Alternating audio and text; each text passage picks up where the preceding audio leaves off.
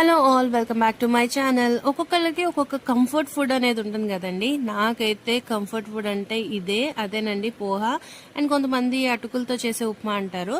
So ఈ అటుకులు ఒక్కటి మన ఇంట్లో ఉంటే 5 మినిట్స్లో ఈజీగా అయిపోయే రెసిపీస్ చాలా చేసుకోవచ్చు. నాకైతే ఇలా సింపుల్ గా ఉప్మా చేసుకోవడం అంటే చాలా ఇష్టం. అండ్ దీంతో పాయసం చేసుకోవచ్చు, దోశల్లో వేసుకుంటే కూడా చాలా బాగుంటుంది. అండ్ ఈ అటుకుల బదులు సేమ్ ప్రాసెస్ లో మరమరాలతో కూడా చేసుకుంటారు, ఉగ్గాని అంటారు కదా, అది కూడా నాకు చాలా ఇష్టం. సో తొందరగా అయిపోవాలి, ఈజీగా డైజెషన్ అయిపోవాలి, అండ్ బ్రేక్ఫాస్ట్ లో కానీ డిన్నర్ లో కానీ చేసుకోవాలనుకుంటే నేనైతే ఈ పోహా రెసిపీనే ప్రిఫర్ చేస్తాను.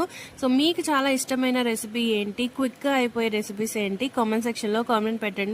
మీరు కూడా ఇలా ఒకసారి ట్రై చేయండి, చాలా బాగుంటుంది.